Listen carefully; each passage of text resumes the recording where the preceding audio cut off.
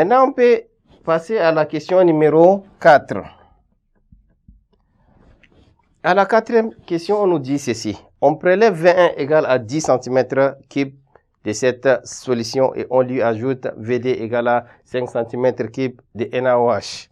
De concentration CD égale à 0,1 mol par litre. Et le pH du mélange aussi est donné, qui est égal à 4,2. La question est de calculer les concentrations des différentes espèces présentes dans la solution. Et donc maintenant, on va avoir une solution S1. La solution S1, c'est de l'acide benzoïque C6H5COOH qui a une concentration C1 égale à 10 exposant moins 1 mol par litre. C1 égale à 10 exposant moins 1 mol par litre. On prélève 20 égale à 10 cm3. C'est ce qui a été dit. Donc 21 égale à 10 cm3. Nous avons la solution SD. La solution SD, c'est une solution de la soude, c'est-à-dire de NaOH, qui a une concentration CD égale à 10 exposant moins 2 mol par litre. Et donc la solution SD aussi a une concentration CD égale à 10 exposant moins 2 mol par litre et un volume VD égal à 5 cm3. Pour obtenir une solution S qui a un pH égal à 4,2. Et donc le pH de la solution S obtenue est égal à 4,2 et le volume total, c'est-à-dire le volume de la solution S, égal à 10 plus 5 qui nous donne 15 cm3. Maintenant, la question est de calculer les concentrations des différentes espèces présentes dans la solution. Donc, bien avant ça, nous allons d'abord écrire l'équation bilan des réactions. On prend la soude NaOH qui donne Na plus OH moins. Maintenant, prenons l'acide benzoïque C6H5COOH plus OH moins nous donne C6H5COO- plus H2O. Eh bien, à cela s'ajoute l'autoprotolyse de l'eau. Donc, DH2O qui donne H3O plus OH moins. Maintenant, nous allons recenser les différentes espèces chimiques présentes dans la solution. Espèces chimiques.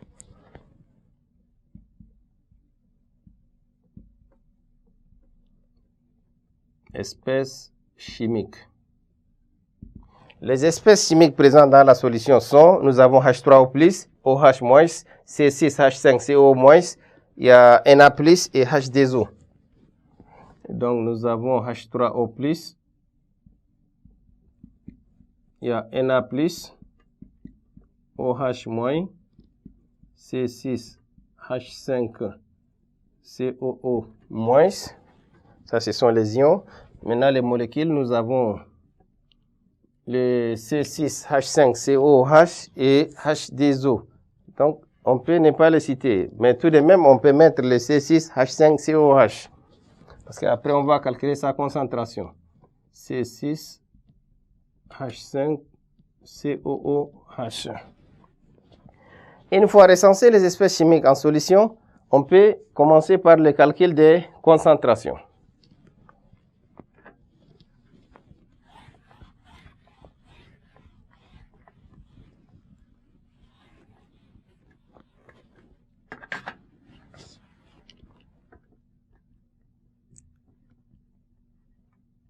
Calcul des concentrations.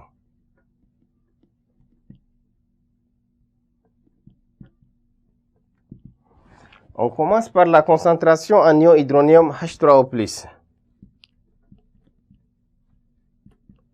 La concentration de H3O+ est égale à 10 exposant moins 4,2 qui nous donne 6,31 fois 10 exposant moins 5 mol par litre. 6,31 fois 10 exposant moins 5 mol par litre. Maintenant, la concentration en ion hydroxyde OH- qui est égale, on peut utiliser 10 exposant moins 14, le tout sur H3O plus, ou bien on peut utiliser 10 exposant moins 14 plus pH, ça veut dire moins 14 plus 4,D. Eh bien, chers élèves, 10 exposant moins 14 plus 4,D nous donne 1,58 fois 10 exposant moins 10. 1,58 fois 10 exposant moins 10 mol par litre. Ça, c'est le calcul de la concentration en H3O plus et OH-. Maintenant, on peut calculer la concentration de Na+. Na+. Eh bien, chers élèves, Na+, provient de la solution SD. Comme Na+, provient de la solution SD, on peut utiliser CD, VD, le tout sur le volume total, c'est-à-dire le volume de la solution S. Et donc, numériquement, ça nous donne CD, c'est 10 exposant moins 1, fois VD. VD, c'est 5, 10 exposant moins 3. Le tout sur le volume total. Donc, c'est 15 fois 10 exposant moins 3 également. Alors, chers élèves, si vous faites les calculs, vous allez obtenir 3,33 fois 10 exposant moins D mol par litre. Na plus égale à 3,33 fois 10 exposant moins D mol par litre. Une fois calculé la concentration de Na+, nous allons utiliser l'électroneutralité pour pouvoir calculer la concentration de C6H5COO-. Électroneutralité. Eh bien, chers élèves, pour l'équation d'électroneutralité, nous avons la concentration de C6H5COO- plus la concentration de OH- égale à la concentration de Na+, plus la concentration de H3O+. La concentration de Na+, plus la concentration de H3O+. On a besoin de la concentration de C6H5COO- qui donne ceci. Ça nous donne Na+, plus H3O+, et puis moins OH-. Si on se réfère aux différentes valeurs de ces trois concentrations, Na+, nous avons 10 exposant moins 2, H3O plus 10 exposant moins 5 qui est négligeable devant 10 exposant moins D, OH- qui a un exposant 10 exposant moins 10 là-bas qui est très négligeable. Donc on peut dire or OH- est largement petit devant H3O plus. H3O plus à son tour est petit devant Na+. Donc on néglige les H3O plus et OH- devant Na+. Décidément, la concentration de C6H5COO- est sensiblement égale à la concentration de Na+, qui est égale à 3,33 fois 10 exposant moins 2 mol par litre. Voici la concentration de C6H5COO-. Maintenant, pour calculer la concentration de C6H5COOH, nous allons utiliser la conservation de la matière. Donc, conservation de la matière. Eh bien, nous allons avoir ceci, la concentration de C6H5COOH plus la concentration de C6H5COO- égale. Maintenant, nous sommes en face d'un acide faible et une base forte.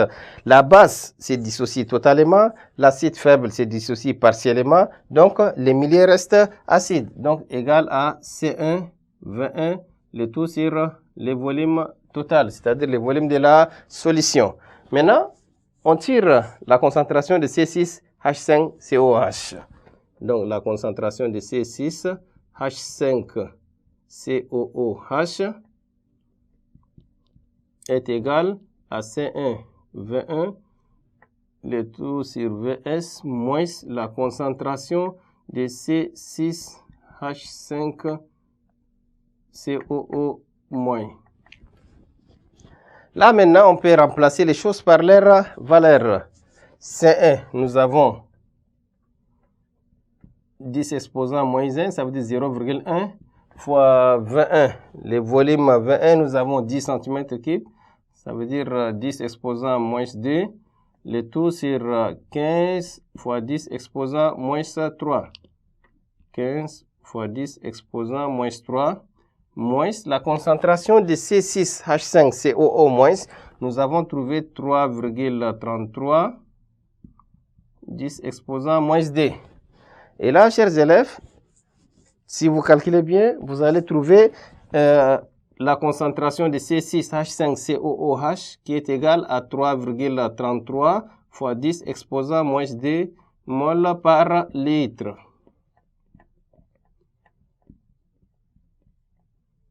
C6H5COOH est égal à 3,33 fois 10 exposant moins 2 mol par litre. Chers élèves, ainsi prend fin la correction de l'exercice numéro 2 de la chimie du baccalauréat série D 2020.